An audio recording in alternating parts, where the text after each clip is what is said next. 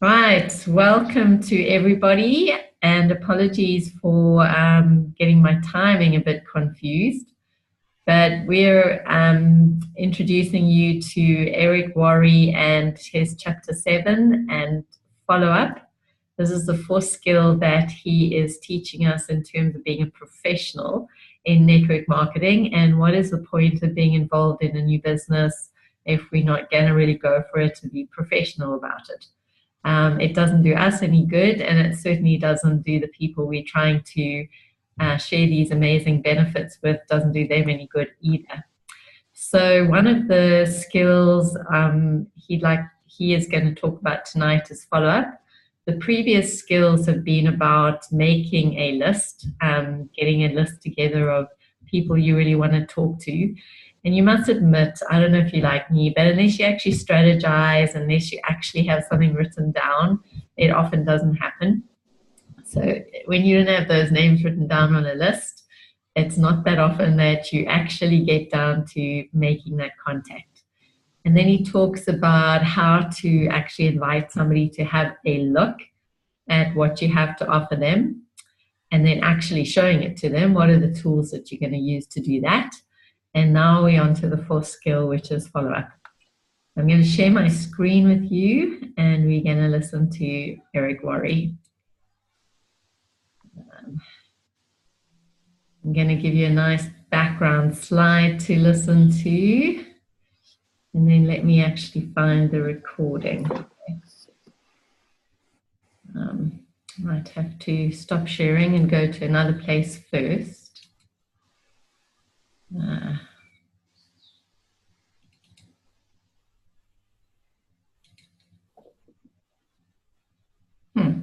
Oh, there we go. Just going to minimize that.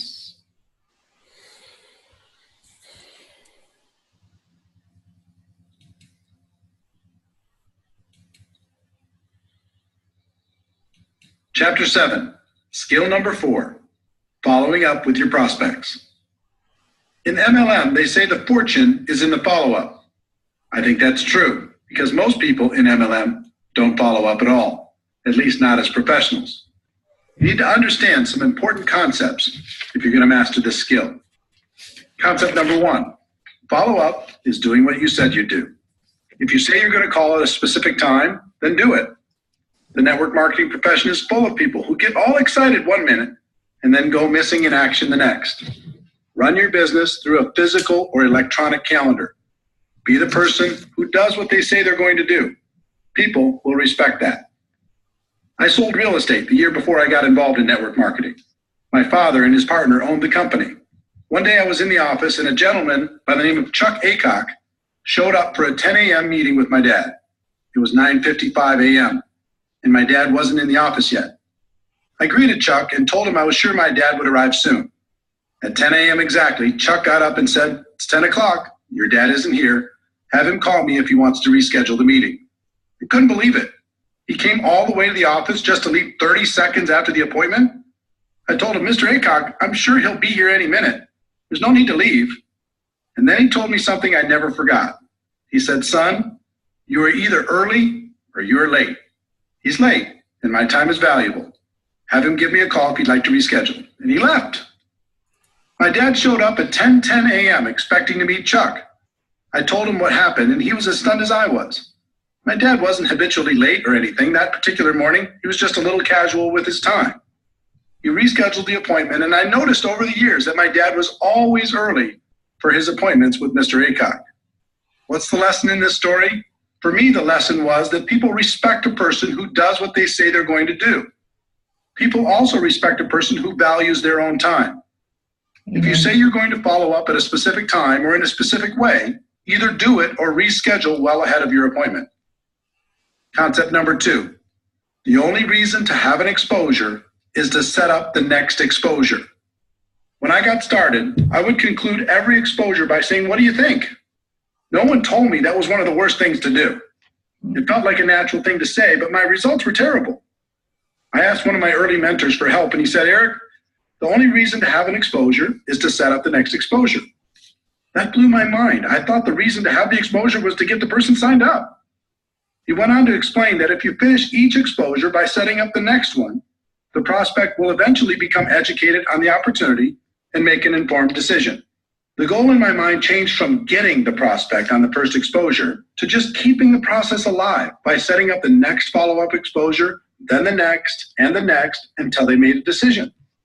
When I made this small improvement, my results improved dramatically. We talked earlier about how to professionally invite your prospect to take a look at what you have to offer. At the end of that process, we went through several steps to set up the next exposure, meaning your follow-up call. That was your next appointment. When you make that call, you're going to ask them if they reviewed the material. They'll say, no, I didn't, or they'll say, yes, I did. Let's talk about how you'll set up the next exposure in both cases. If they say no, they didn't have a chance to review the material, it's important you don't show your displeasure at their lack of follow-up. It sounds funny, but a lot of people just jump on their prospects with, I thought you said you'd be able to see it for sure. Obviously, this won't help build that good relationship you're working on. The best way to respond is, that's okay, I understand sometimes life gets busy. When do you think you could do it? For sure, for sure.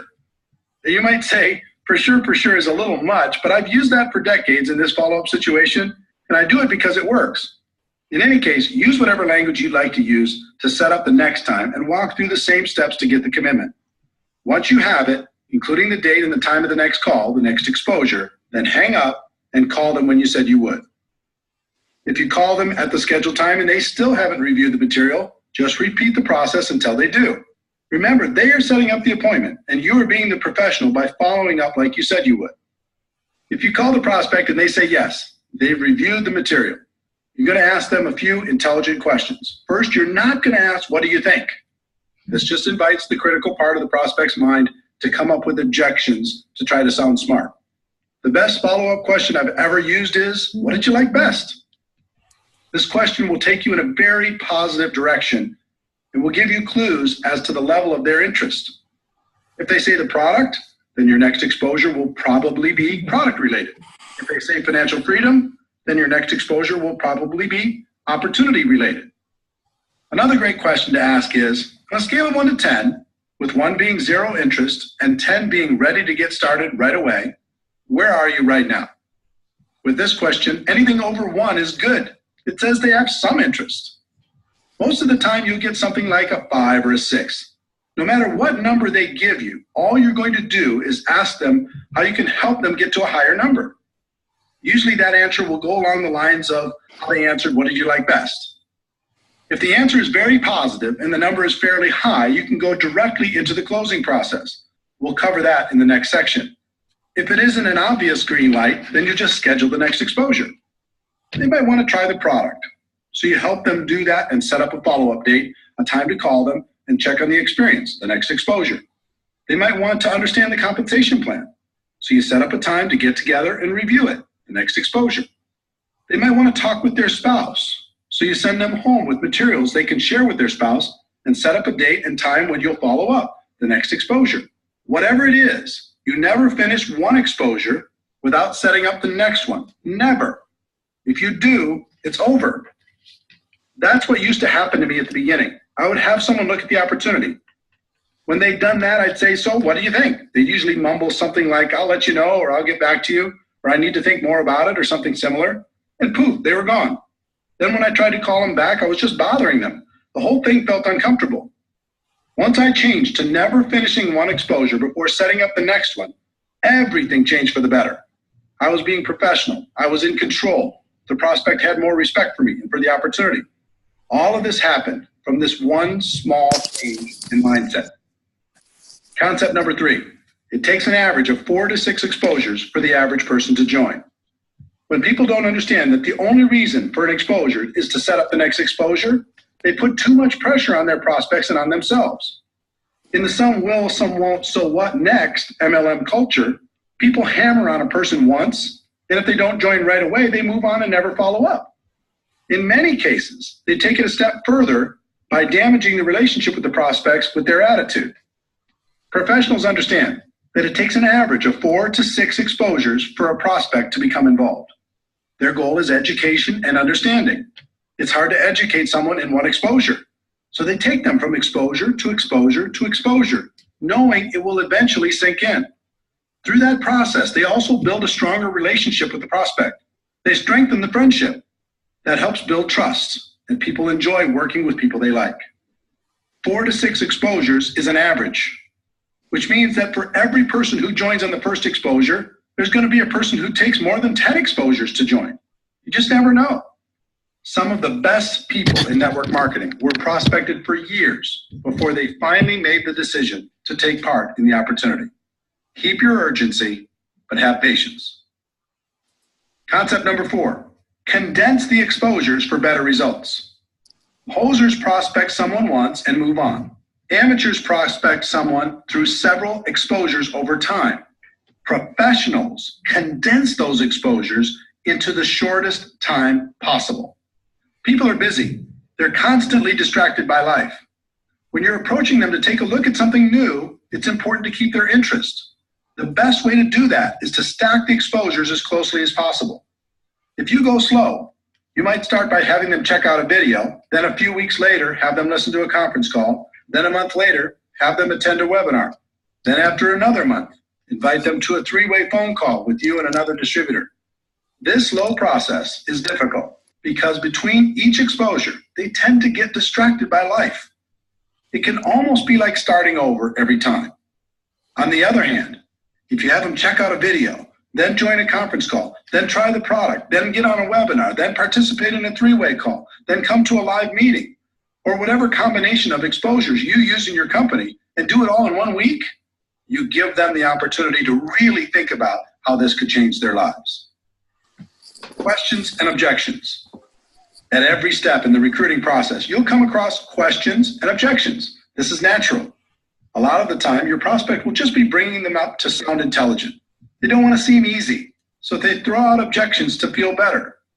How you respond is extremely important. If you act defensive, you'll plant a seed of doubt in their minds. If you act offensive, you'll chase them away. Remember, our goal is education and understanding. It's not to win an argument. Our job is to help blind people see. When someone brings up a negative question, or if they offer you an objection, all they're really doing is helping you to identify one of their blind spots. It's helpful to know what these are so you can assist your prospects in eliminating them. I'm going to give you some specific tactics to help overcome objections, but the thing I want you to remember and spend more time focusing on are concepts. Tactics come and go. Concepts are timeless. I found that objections fall into one of 2 categories. The first is the prospect's limiting belief in their abilities. They aren't sure they can be successful. The second is a limiting belief in network marketing. They aren't sure network marketing will help them achieve their goals in life. For both categories, one of the best concepts is empathy, how you relate to people. And the best way I know to relate to people is to let them know you're just like they are. You had the same doubts, the same questions, the same fears, and you overcame them. Believe it or not, your story and the stories of others will do more for you in overcoming objections than anything else. There's an old tactic called feel, felt, found. It works with the concept of empathy. When a prospect offers an objection, you respond with, I know how you feel. I felt the same way. But here's what I found. You can use that quite literally with great success. You can also modify it based upon your story and your prospect. When prospects have a limiting belief in their abilities, the common objections in this category are, I don't have the money. I don't have the time. It's not my thing. I'm not a salesperson. I don't know anyone. Or I'm too old, too young, have no experience, etc. Some people teach fancy approaches where you make yourself seem smart and the prospect seems stupid. You don't have any money? Do you have a cable bill? Do you have a cell phone? Do you ever go out to dinner? You have lots of money. Come on, wake up. Or you don't have the time? How long do you want to have that reality in your life?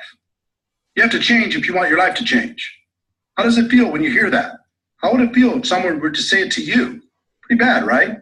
A better approach is to relate to the person and tell your story. When a person tells me, I just don't have the money right now, I respond, I had the same exact challenge. I didn't have enough money to pay my bills, let alone start a new business. But when I thought about it, I realized if I didn't have enough money to pay my bills now, how was I going to change that in the future? I was tired of being behind. I was tired of scrambling. I wanted more out of life. So you know what I did? I found a way. And it was the best decision I ever made. Let me ask you something. If you really felt this was a chance for you to take control of your financial future, do you think you could find a way to make it happen? 9 times out of 10, they would agree they could find a way. Again, forget the exact words and focus on the concept. I told them I was the same as they were, with the same objection. I told them about my pain, and I told them I found a way to solve it. As a result, we bonded. We related to each other. We were in the same boat with the same hopes and dreams. And if I didn't have a personal story that would compare with theirs, I would tell another person's story. There are plenty of stories inside your company that can relate to virtually every situation. So when a prospect tells you their objection, you can say, I know what you mean. I have a friend who had that same exact problem, and let me tell you their story. Can you see how that approach would work with all the objections based on a person's limiting belief about themselves and their lives? The concept is simple, it's proven, and the results are amazing. When people have limiting beliefs about network marketing, this category includes, is this MLM? Is this one of those things? Is this a pyramid scheme? I'm not interested in MLM. I don't want to bother my friends. And how much are you making? Let's start with the one that strikes fear into the hearts of most people in our profession. Is this MLM? Or variations like, is this one of those things? Or is this a pyramid scheme? Or I'm not interested in MLM. Some people go a little crazy when they hear this question. They say, pyramid scheme, like every corporation in the world, like the government, you mean that? Instead of going crazy on your prospects, it's important to understand where this question comes from. My experience has shown me that they usually knew someone who joined with no success, or else they've done it themselves. Usually they just purchased a virtual lottery ticket like I described earlier and it didn't pay off. This scenario represents well over 90% of the people who will ask this kind of question. The rest of them have heard of opportunities like this and are rightfully skeptical of the promise of getting rich quick. If they ask this kind of question with any sort of emotion, I know they've been involved at some point. So I say, wait a minute. You have a story. What happened? Were you involved in network marketing at some point? Then just let them tell you their story. It opens them up. It lowers their defenses. And it allows you to ask some questions about their experience. Let me give you a typical example. I'm going through my invitation process when the prospect says, wait a minute, is this MLM? And they say it with emotion. I reply, oh, you have a story. Did you try it out at some point? What happened? They say, yeah, I joined a company a few years ago, bought some product and lost my money. I reply, what do you think was the reason you didn't have success? They say, well, my friend talked me into it. I didn't have a lot of time and I thought more people would join right away, but they didn't. I guess I just lost interest. I reply, do you think you really gave it a fair shot? They say, no, not really. I reply, do you think network marketing was the problem or do you think maybe your timing wasn't right? They say it was probably the timing. You see the dynamic? I've had thousands of these conversations. They're all slightly different. But if you ask some questions and are friendly through the process, you have a strong opportunity to help them get rid of their blind spot and take a look at what you have to offer. In addition, you can relate to them by saying, you had the same objection initially and telling them how you overcame it. If someone uses the word pyramid with me, I always say, oh no, pyramid schemes are illegal and I would never be involved with something illegal. For people asking this with emotion attached, I usually respond with, yes, this is network marketing. Do you know anything about it? Again, I'm asking questions and waiting for answers. From those answers, I ask more questions. And through the process, I can achieve my goal of education and understanding. I don't want to bother my friends is slightly different. Again, I relate to them by telling my story or somebody else's story. And then I ask questions like, what makes you think you'd be bothering your friends? If you truly believed in the product, would you let your friends know about it? And if I could show you how we can share this product with others without it feeling or sounding like a sales pitch, would that help you? The last in this category is, how much are you making? If you're making money already, this is a great question. If you're not, your answer depends on how long you've been involved. If you're brand new, you can tell them you're just getting started. If you've been around for a while and not making big money yet, you can tell them you're working part-time and are really excited about your future. You could also say that you're excited about your future with this company because you knew things weren't going to change if you didn't do something to change them. The other way to answer it is to tell your story and then tell stories of people you know who are making good money. You can even suggest setting up a phone conversation with those people so they can feel more comfortable about the opportunity. All of this takes practice, but if you get the concepts down, you'll find it becomes easy. And the other thing that should encourage you is you'll only have this handful of the same objections for the rest of your career. There's nothing new here. What I've listed in this section is about all there is. Remember, our goal is education and understanding. This is a part of the process that makes that goal a reality.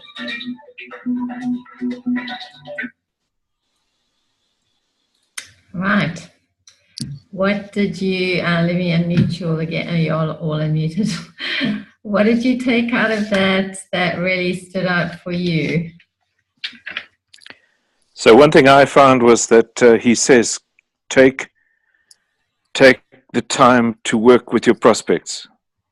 In other words, give them a chance to think about it, then go back to them a week later, then go back to them another week later, then go back to them, 2 weeks later, rather than try and hassle them and hustle them into the system. And then they need six touches between 3 and 6 touches before they make a move and decide to join. And that's probably right. Okay, so you like the focus that he has of educating and understanding rather than selling, and on building a relationship. And I quite like the way you actually said about objections. And objections are just your opportunity to know where is their blind spot, it puts the focus on them as opposed to putting the focus on yourself. Like, oh my goodness, I don't have the answer, or oh no, I feel rejected, or anything like that. It's just like, okay, there's a bit of a area here where more education or understanding is needed, which takes the pressure off you and also takes the pressure off them. So I quite like that as well. Anything that really stood out for you, Stephen? Probably more than one point. The first one is always have in mind to schedule the next meeting from the meeting. Yeah. I used another phrase, exposure, I think. And then together with that, empathize with the prospect. Allow, when they do come up with their objections or their procrastinations, then just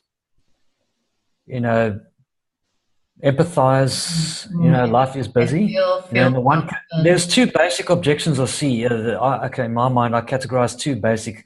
One is called deferral or postponing, and that's procrastination because people get busy. The second is direct rebuttal because of either bad experience or they heard the bad news from some other people in their life concerning network marketing. So to handle those, to have the empathetic view and to continue to nurture the relationship itself, because he said in his talk that the aim is not to close the deal, but to actually just rather see where their blind spots is, and then to just educate them about what you're about. And any misperceptions in that will be cleared up in the education process. Sure.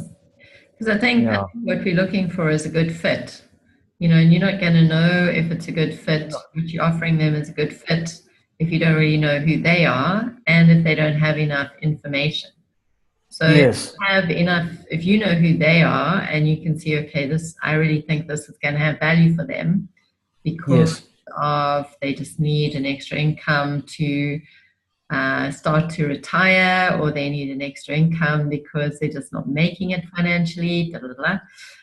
That's kind of about you really knowing them and building the relationship to really know that what you're offering them really does have value, because you really can see it's going to help them with whatever life circumstance they're dealing with.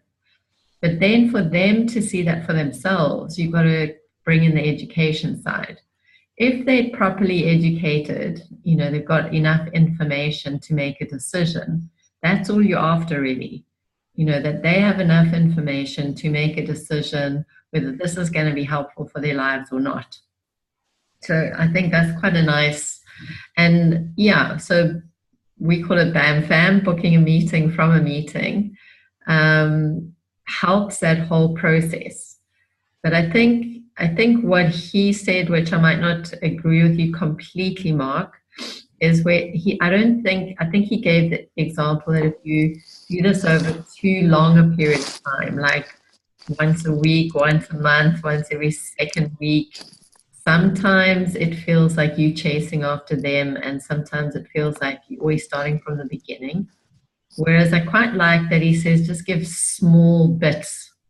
Because when you give a small bit, then it's easier to follow up and say, how was that? Did you manage to watch that or see that? Or I know I'm hugely at fault here. I usually think, okay, let me give them all the information I can to make this really informed decision. But if you give people too much information, they just don't even bother to look at it. It's just too much of a mountain to climb.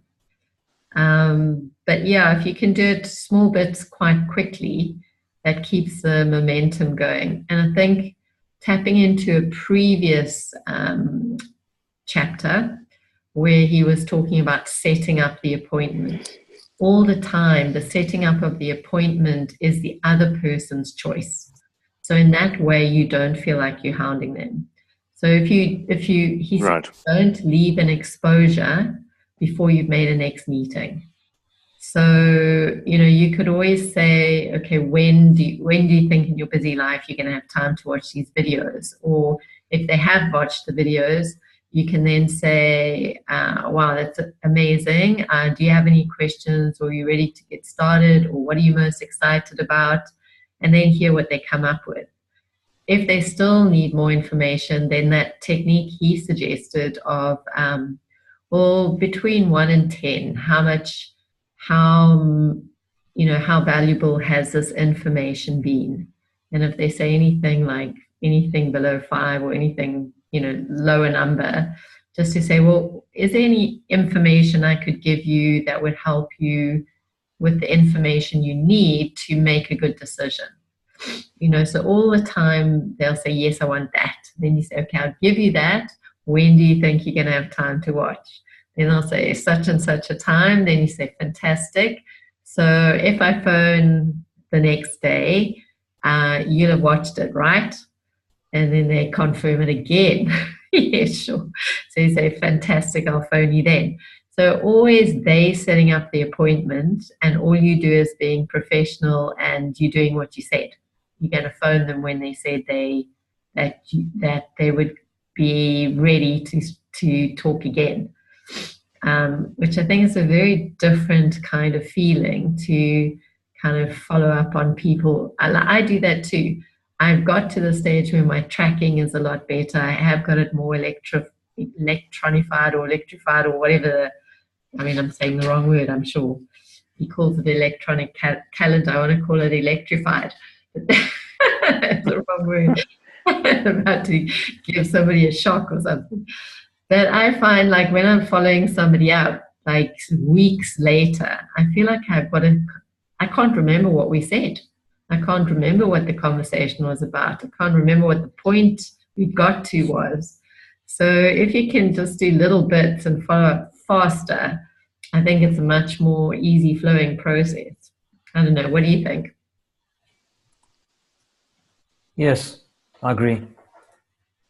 Not always easy because life gets busy, and like for me, when I go off to England to support my kids, I lose weeks, so it's not always easy to do that. I know in real life, but if we can, I think it's easier. Any other thoughts or comments?